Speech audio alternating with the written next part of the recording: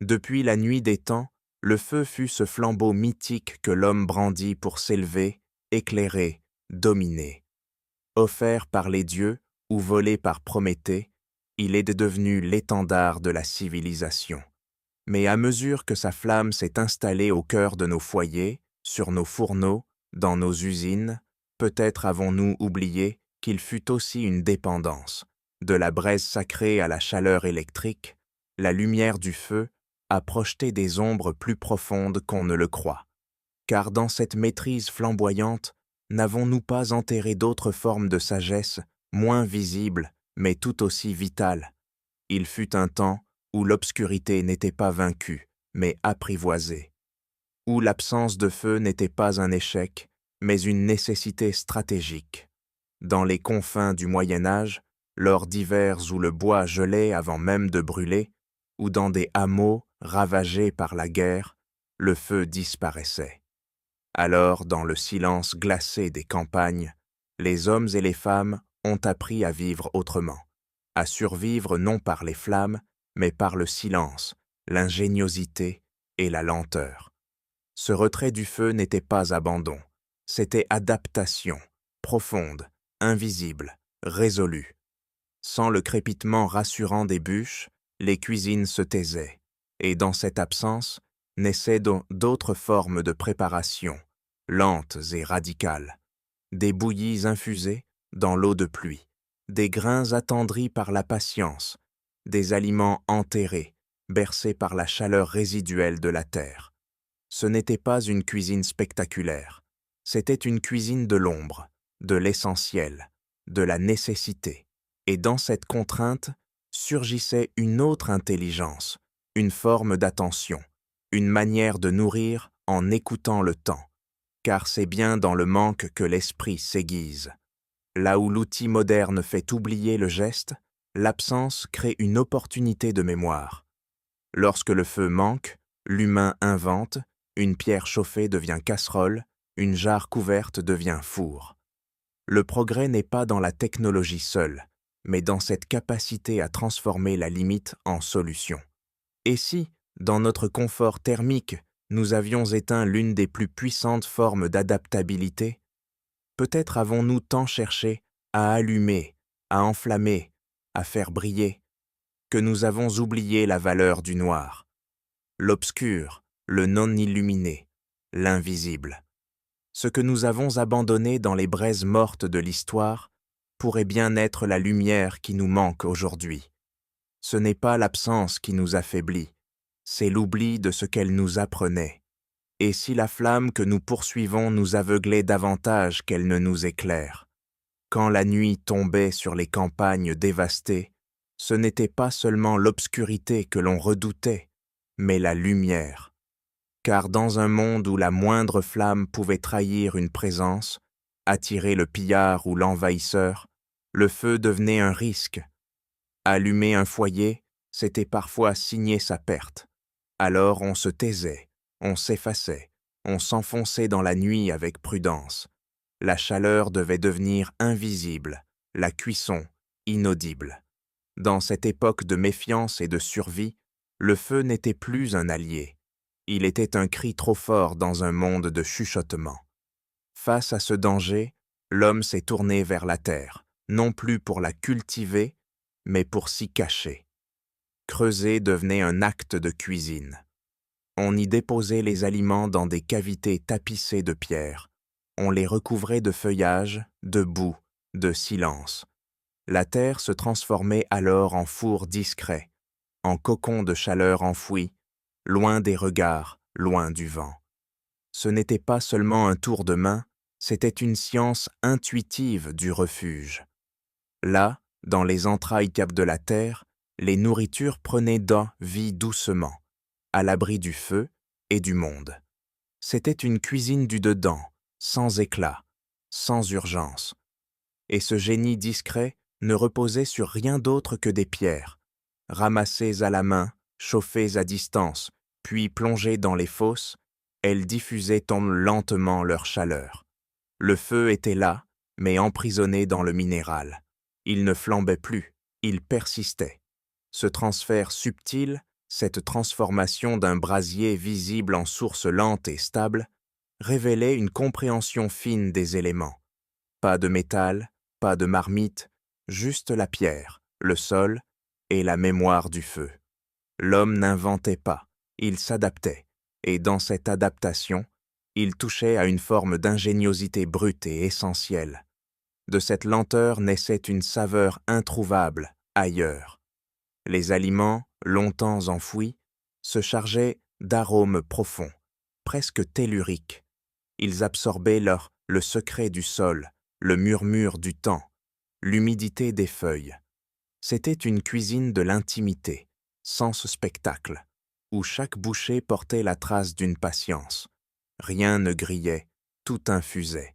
Et ce goût-là, né de l'ombre et du silence, n'était pas seulement nourrissant. Il était un poème, un écho comestible d'un monde où l'on savait encore attendre que la terre parle avant de manger. Mais ce que nous avons enseveli avec ces marmites, c'est bien plus que des techniques. C'est une manière de vivre. Aujourd'hui, tout doit être rapide, visible, programmable. Nous avons troqué la patience contre la performance, le geste long contre le résultat immédiat. Or, dans ces foyers enterrés, il n'y avait plus que de la chaleur, il y avait du respect. Respect que du temps, de la ressource, du besoin véritable. Ce que nous avons perdu, ce n'est pas seulement une méthode de cuisson, c'est une sagesse enfouie. Et peut-être, pour la retrouver, faut-il accepter de creuser à nouveau.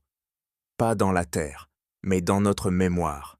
Quand les jours raccourcissaient et que les vents coupaient les visages, ce n'était pas seulement le froid qui gagnait les maisons, mais le vide.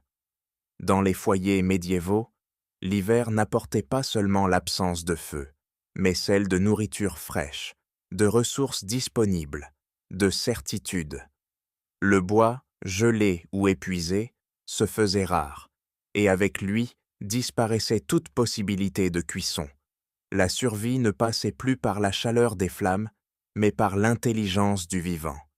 Dans cette saison figée, il fallait apprendre à nourrir les corps sans enflammer la matière, à préserver sans brûler, à transformer sans cuire. C'est alors que les pots de grès, enfouis dans l'ombre des celliers, devenaient les nouveaux foyers, non pas des foyers de feu, mais des foyers de transformation invisible. Dans leur silence épais, une autre forme de vie s'activait. Les légumes salés, les laits de posés, les céréales de trempés, entamés en une lente mutation, orchestrés par des organismes si petits qu'on les croyait inexistants.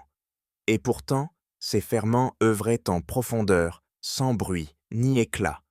Ils décomposaient pour reconstruire, détruisaient pour nourrir.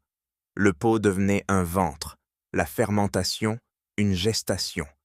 Ce n'était pas une cuisine au sens traditionnel, c'était une alchimie douce, confiée au temps et à l'intuition. Ces micro-organismes, invisibles et pourtant essentiels, construisaient un pont entre l'humain et la nature. Le paysan, sans savoir nommer les bactéries, savait les écouter. Il connaissait les rythmes, les odeurs, les signes. Il savait quand retourner le chou, quand goûter la crème, quand ouvrir le pot. C'était une science vécue, transmise par les mains et non par les mots. Une connaissance du monde fondée sur l'observation, la patience, la répétition. Et dans cette attente, la nourriture gagnait une richesse perdue aujourd'hui. Une richesse qui ne venait ni de l'abondance, ni du raffinement, mais de la lente complexité de ce qui se transforme naturellement. Ce rythme long, presque méditatif, est aujourd'hui devenu un luxe. Là où nos gestes modernes cherchent l'instantané, les ferments exigeaient du temps sans feu, sans contrôle, sans intervention. Le temps comme ingrédient premier. Une attente active, où l'on confiait la matière à un processus qui nous dépassait, mais que l'on respectait. Ce n'était pas un acte passif, c'était un pacte, un abandon maîtrisé, une foi dans le pouvoir de la lenteur. Ce que nous avons troqué contre la vitesse, c'est peut-être plus qu'un savoir-faire, c'est une sagesse, et dans ces bulles qui montaient liées lentement à la surface, il y avait bien plus que de l'air. Il y avait le souffle d'un monde où l'on ne séparait pas l'homme de la nature. Une époque où nourrir signifiait encore comprendre, sentir, attendre. Nous avons perdu cette écoute du vivant. Nous avons remplacé le pot par l'emballage, la fermentation par la conservation chimique, la lenteur par l'oubli. Mais quelque part, au fond de nous, le souvenir des pots de grès murmure encore. Peut-être n'attend-il qu'un silence pour se faire entendre de nouveau. Là où le ciel écrasait la terre de sa lumière brûlante, là où l'air semblait suspendre le souffle des hommes, le feu pourtant ne venait pas. L'été, dans certaines régions médiévales, n'était pas une saison d'abondance mais d'interdiction. Interdiction d'allumer, de brûler, de consumer. Les récoltes dirent trop sèches, les toits trop inflammables, les ressources trop rares rendaient le feu dangereux. Alors, dans ce paradoxe d'un monde inondé de chaleur mais privé de flamme, l'homme s'est tourné vers ce qui tombait du ciel, non plus pour le fuir, mais pour le maîtriser. Le soleil devenait alors non plus menace, mais outil, une source de cuisson pure, silencieuse, inépuisable. Dans ce monde où l'ombre offrait un répit, la lumière, elle, devenait ressource. Le four solaire n'était pas l'œuvre d'ingénieurs, mais celle des mains pauvres et habiles, de ceux qui savaient m'en faire avec peu. Des morceaux de métal poli, des tessons d'argile bien orientés, des cavités creusées dans la terre battue. Voilà ce qu'il fallait pour capturer un rayon et le transformer en chaleur douce. C'était une science de l'intuition, un art de la réflexion au sens propre. La lumière était guidée, canalisée, retenue dans des pièges invisibles. Et dans ces pièges, l'aliment se transformait lentement, comme par magie, sans flamme, sans bruit, sans fumée. Mais cette cuisson n'était pas un feu déguisé. Elle imposait d'écouter le ciel. Il ne suffisait pas d'attendre que le bois flambe. Il fallait observer les ombres, comprendre l'angle du jour, anticiper le nuage. C'était une cuisson accordée à l'astre, soumise à sa trajectoire, réglée par le silence du ciel. Le pain ne gonflait pas en 10 minutes. Le fruit ne caramélisait pas sous une chaleur brutale. Il fallait attendre, sentir, toucher. Cette lenteur n'était pas un défaut mais une sagesse, une cuisine qui n'imposait rien mais qui s'accordait, une patience solaire qui transmettait, en filigrane, une autre manière de nourrir et d'habiter le monde. Et dans cette manière, quelque chose nous parle aujourd'hui, car cette cuisine sans trace, sans bois coupé, sans fumée libérée, préfigurait déjà un rapport plus humble aux ressources. Ce n'était pas encore l'écologie des manuels modernes, mais c'en était l'âme. L'idée qu'on peut nourrir sans détruire, que le progrès n'est pas dans l'accélération, mais dans l'harmonisation. Ces fours oubliés n'étaient pas seulement pratiques, ils étaient le prophétique. Ils incarnaient une forme de respect, pour l'environnement, pour le rythme naturel, pour la sobriété. Et dans le monde surchauffé qui était le nôtre, leur mémoire devient un miroir dans lequel se reflète notre rapport perdu au temps. Car au cœur de cette cuisson solaire, le véritable ingrédient n'était ni le pain, ni la céramique, ni même le soleil. C'était le temps que l'on laissait faire, le temps que l'on n'essayait pas de gagner, mais d'honorer, le temps comme matière nourricière. Dans un monde où l'on croit que cuisiner vite, c'est vivre mieux, ces anciens gestes nous rappellent que l'attente n'est pas une perte, c'est une offrande, une discipline intérieure, une forme de gratitude. Peut-être faudrait-il réapprendre à attendre, non pas pour revenir en arrière, mais pour retrouver l'avant, là où l'homme ne dictait pas au monde sa cadence, mais apprenait à la suivre, à la respecter et à s'en nourrir. Quand les flammes arômes s'éteignent, quand le bois manque, quand même la braise devient luxe, il ne reste que l'eau, simple, limpide, silencieuse. Dans les heures les plus rudes du Moyen Âge, alors que les famines rongent les villages, et que le froid paralyse les gestes, c'est elle qui prend le relais. Non pas pour bouillir, non pas pour brûler, mais pour imbiber, attendrir, transformer lentement. Le trempage devient alors un geste vital, une réponse à l'absence. Dans l'humilité de ce contact liquide naît une nouvelle forme de cuisson, passive en apparence, mais active dans ses effets.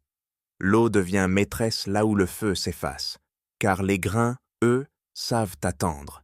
Ils ne demandent ni métal ni chaleur, seulement du temps et de la présence. Pois cassés, lentilles, avoine, orge, tous plongés dans des jarres de terre ou de bois, laissés à reposer, à s'adoucir, à s'ouvrir. Pendant 2, 3, parfois 4 jours, ils s'abandonnent à l'eau et à l'air, comme une prière lente au renouveau. Ce n'est pas un oubli, c'est une veille. Dans ce geste ancestral, il y a la mémoire d'une société qui ne cherchait pas à dominer l'aliment, mais à dialoguer avec lui.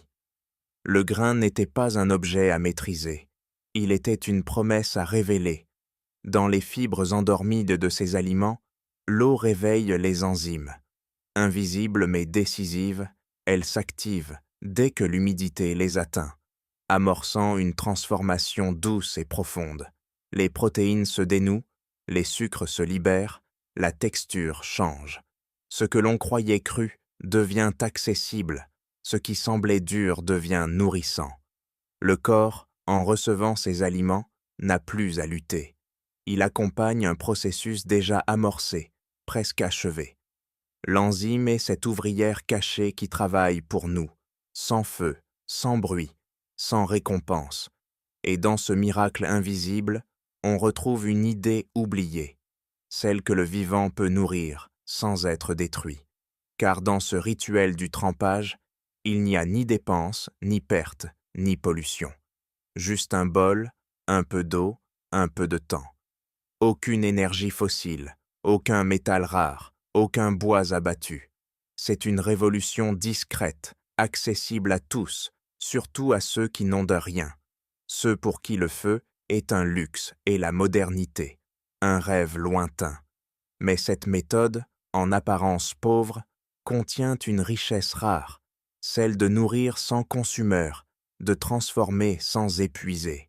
Elle essaye l'image même d'une puissance tranquille, d'une sagesse silencieuse que nous avons depuis trop longtemps ignorée.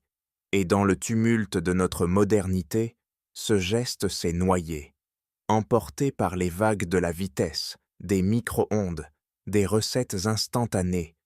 Nous avons oublié qu'attendre est un savoir, que l'eau peut être plus précieuse qu'un four, que la lenteur n'est pas faiblesse, mais fidélité à la nature de la matière. Dans ce monde qui confond chaleur avec urgence, le trempage nous rappelle que nourrir, ce n'est pas brûler. C'est révéler, sans abîmer. C'est écouter, sans presser. Peut-être qu'en redécouvrant ce simple geste, nous pourrions retrouver quelque chose de plus profond encore. Un respect perdu pour ce qui, en silence, nous soutient. Quand tout manque, il ne reste que les gestes nus. Dans les campagnes médiévales, cuisiner relevait parfois de l'impossible. Le métal, rare et cher, ne se trouvait que dans les mains des puissants. Les marmites, les chaudrons, les cuillères eux-mêmes étaient des trésors.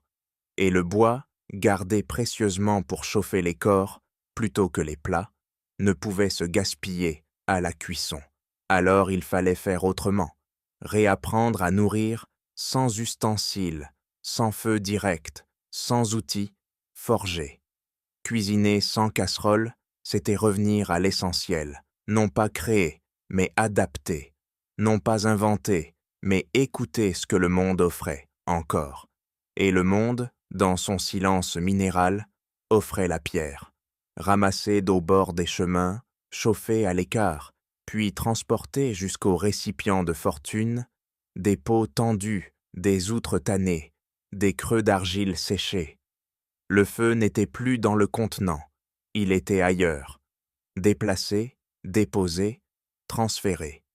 La pierre devenait flamme, elle emmagasinait la chaleur puis la rendait lentement, profondément, sans brûlure extérieure. Ce geste, simple en apparence, contenait une vérité puissante. On pouvait cuire sans voir le feu, sans dépendre du brasier. Le foyer n'était plus un lieu. Il devenait transportable, invisible, secret. Cette invisibilité faisait de la technique une alliée précieuse pour les peuples en marche. Ceux qui fuyaient, les conflits, ceux qui vivaient entre deux frontières, ceux pour qui l'immobilité était un risque. Pour eux, chaque halte était une occasion de nourrir les siens, discrètement, efficacement. Il suffisait de quelques pierres, d'un récipient rudimentaire, d'un peu d'eau et de patience. Ce n'était pas une cuisine de l'abondance, mais une cuisine de survie. Et dans cette survie se nichait une forme d'intelligence nomade, celle qui ne compte pas sur ce qu'elle possède, mais sur ce qu'elle peut transformer. C'était l'art de l'itinérance appliqué à la nourriture. Et dans cette urgence permanente, le provisoire devenait ingénierie. L'incertitude n'était pas un frein, mais une force. On improvisait, on testait, on adaptait. Chaque pierre, chaque contenant, chaque aliment réagissait différemment. Il fallait écouter, observer, recommencer. Il n'y avait pas de recette fixe, juste une confiance dans le fait que l'on trouverait comment faire. Le génie naissait non pas dans la planification, mais dans l'ajustement.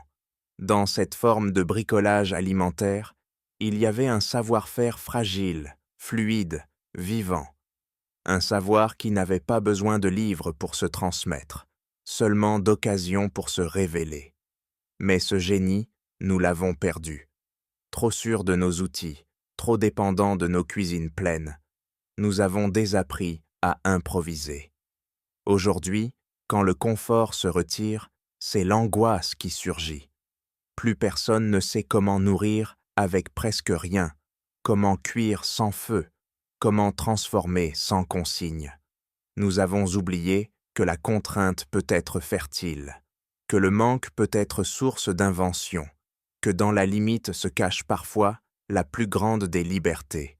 Ce que nous avons abandonné, ce n'est pas seulement une technique, c'est une capacité, une audace, celle d'imaginer autre chose quand il ne reste rien, quand tout s'est éteint, quand la nuit a englouti jusqu'au dernier tison, il ne restait plus que le corps, non pas comme abri, mais comme dernier foyer. Dans les hivers sans bois, dans les forêts en fuite, dans les villages brûlés, le feu était un souvenir trop coûteux. Alors, l'homme s'est replié sur lui-même. Il a redécouvert que sa propre chair était chaude, constante, offerte. La peau devenait une frontière protectrice, un manteau pour l'aliment fragile. La chaleur ne venait plus d'une flamme, mais d'un battement. Et dans cet instant de survie, ce n'était plus l'extérieur qui nourrissait, mais l'intérieur. On glissait le pot de lait sous les couches de laine, les graines dans les replis du manteau, les bouillies tièdes contre la poitrine. Les aliments se blottissaient contre les flancs, contre les creux, enveloppés, couvés. C'était une cuisine d'intimité, une cuisson de contact, pas de marmite, pas de braise. Juste le corps et ce qu'il dégageait. Les plis des vêtements devenaient des couveuses, des lieux de lente transformation. Ce n'était plus l'acte de cuire, c'était l'acte de veiller, de tenir près de soi, avec constance, avec soin, avec cette conscience aiguë qu'un souffle peut nourrir. Car dans cette proximité, quelque chose de plus profond se jouait. Le corps, en chauffant l'aliment, ne se contentait pas de le transformer. Il l'habitait. Il l'imprégnait d'une chaleur humaine, vivante, presque affective. Ce n'était pas seulement un transfert thermique, c'était une transmission sensorielle, une communion silencieuse entre ce que l'on est et ce que l'on va absorber. La cuisson devenait un geste d'écoute, de patience, d'accueil. C'était une forme de maternité culinaire, tenir contre soi pour donner forme, pour nourrir autrement. Une tendresse que la flamme, trop brutale, ne sait pas offrir. Mais cette tendresse, le feu l'a brûlée. Avec le progrès, avec les foyers bien réglée, avec les appareils séparés de nos peaux, nous avons distancé notre nourriture. Nous l'avons éloignée de nous. Elle est devenue mécanique, stérile, désincarnée. Ce que nous avons perdu, ce n'est pas une technique, c'est un lien, un rapport organique entre la chaleur du vivant et la transformation de l'aliment. Nous avons oublié que notre propre corps peut encore être un outil, qu'il peut réchauffer, préserver, infuser. Et peut-être, dans un monde glacé de technologie, avons-nous besoin de réapprendre à cuisiner avec notre cœur. Depuis des millénaires, nous avons chanté le feu comme on élève un dieu. Il était le commencement, la lumière dans la caverne, le cri de l'homme face à la nuit. Dans les récits fondateurs, il libère, il éclaire, il forge. Il est promesse de maîtrise, de conquête, de civilisation. Prométhée enchaîné, les bûchers sacrés, les flambeaux des révolutions. Partout, la flamme est glorifiée. Elle brûle nos peurs, consume notre ignorance. Mais dans cette exaltation, nous avons confondu progrès avec domination. Et nous avons oublié que ce feu, si vénéré, pouvait aussi dévorer ce qu'il prétendait illuminer. Car à force de tout vouloir allumer, nous avons éteint autre chose. Le feu, en devenant constant, contrôlable, domestiqué, a rendu notre pensée moins libre. La flamme était devenue norme, invisible parce qu'évidente. On ne se demande plus s'il faut allumer, on allume. Plus besoin d'attendre, de chercher, d'inventer. La dépendance s'est installée sans bruit, et avec elle, l'esprit s'est figé. Là où jadis l'absence forçait à la créativité, la présence permanente a anesthésié notre imagination. Le feu, dans son triomphe, a fini par nous brûler l'envie d'innover autrement. Et ce que nous avons perdu dans cette lumière perpétuelle, ce sont des gestes anciens, discrets, transmis par la nécessité, des cuissons sans bois, des conservations sans froid, des transformations sans artifice. Ces savoirs-là n'avaient même pas besoin d'instruction. Ils naissaient du lien entre le corps, la nature et le temps. Ils étaient d'arrosentis gestes de survie, mais aussi gestes de sagesse. Aujourd'hui, ils sont relégués au folklore, au musée, aux marges. Pourtant, ils incarnaient une intelligence du réel, une capacité à faire avec presque rien, à écouter la matière plutôt que la forcer. Mais nous n'écoutons plus. Trop entourés, trop équipés, trop rassurés, nous avons enfermé nos vies dans des machines et des routines. Ce que nous appelons confort est parfois une prison douce, une cage sans serrure. Plus nous possédons, moins nous savons. Plus nous automatisons, moins nous comprenons. Nous avons fait du feu un bouton, un clic, un réflexe. Et à force de le rendre instantané, nous avons oublié qu'il fut un événement. L'aisance moderne a dévoré notre rapport au réel. Et dans cette illusion de maîtrise, nous avons oublié la beauté de l'imprévu. Pourtant, c'est dans ce vide, quand tout manque, quand rien n'est prêt, que renaît l'invention. L'absence est féconde. Elle force à regarder autrement, à penser autrement, à tenter. Réapprendre à faire sans, ce n'est pas un retour en arrière, c'est un retour en soi. C'est redécouvrir que l'homme n'est pas puissant par ce qu'il possède, mais par ce qu'il transforme. La contrainte devient alors matrice, la limite, opportunité. Peut-être qu'en éteignant le feu un instant, nous rallumerons quelque chose d'essentiel, cette capacité, enfouie mais intacte, à créer à partir de presque rien. Nous brûlons pour ne pas nous arrêter, nous accélérons pour ne pas ressentir. Dans notre monde moderne, la flamme n'est plus un outil, c'est une injonction. Brûler, transformer, produire, recommencer. Chaque instant doit être chauffé à blanc, chaque geste justifié par sa vitesse, chaque seconde optimisée. Nous appelons cela progrès. Mais dans cette obsession thermique, quelque chose fond doucement, en silence. Notre capacité à attendre, à douter, à écouter. Nous brûlons pour avancer, sans voir que ce feu ronge aussi nos fondations, celles de l'attention, de la lenteur, du lien. Et lorsque tout se consume ainsi, que reste-t-il de durable, de doux, de vrai? Il existe pourtant des gestes que le feu n'a jamais touchés, des gestes simples, lents, presque invisibles. Tremper, enterrer, couvrir, attendre. Ils ont traversé les siècles, transmis de mains en mains, de silence en regard. On les croit disparus, archaïques, inutiles, mais ils sont là, tapis dans la mémoire collective, dans les marges de l'histoire officielle. Ce ne sont pas des reliques, ce sont des murmures, des formes de sagesse discrète, adaptées au temps d'incertitude, non pas pour revenir en arrière, mais pour se souvenir d'un monde où l'on ne dominait pas la matière, mais où l'on vivait avec elle, dans un échange patient et respectueux. Car peut-être que le feu véritable n'est pas celui qui jaillit du bois ou de l'électricité, mais celui qui se réveille en nous. Une chaleur plus profonde, plus douce, moins éclatante, une alchimie intérieure qui transforme la manière dont nous cuisinons, dont nous habitons, dont nous choisissons. Il ne s'agit plus d'allumer pour détruire, mais d'embraser pour éclairer.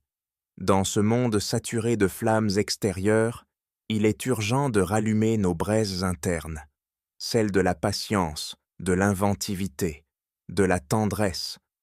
C'est là peut-être que réside le véritable feu du futur, celui qui ne consume pas, mais qui éclaire sans brûler. Et vous, si le feu disparaissait demain, que resterait-il entre vos mains? Que sauriez-vous encore cuire, préserver, transformer? Que feriez-vous sans lumière, sans gaz, sans four, face à l'attente? Ce n'est pas une question technique, c'est une question d'âme, car derrière chaque méthode ancienne se cache une mémoire. Derrière chaque flamme absente, une possibilité. Et peut-être est-il temps de la réveiller, non pas par nostalgie, mais par lucidité. Car dans un monde qui brûle trop vite, savoir faire sans feu, c'est peut-être le dernier luxe, le dernier savoir, et le premier pas vers un avenir plus calme, plus sobre, plus humain. Et vous, si tout s'éteignait demain, que vous resterait-il entre les mains? Un outil, un souvenir, ou simplement un instinct oublié? À travers ces gestes anciens, ces silences chargés de savoir, c'est peut-être nous-mêmes que nous redécouvrons. Notre lenteur, notre fragilité, notre capacité à créer sans dominer. Car ce n'est pas le feu qui fait l'homme, mais la façon dont il choisit de l'allumer ou de s'en passer. Si ce voyage vous a touché, je vous invite à vous abonner, à aimer et à partager cette réflexion. Ensemble, rallumons non pas les flammes, mais la mémoire. Car parfois, ce que nous croyons perdu n'attend qu'un regard pour renaître.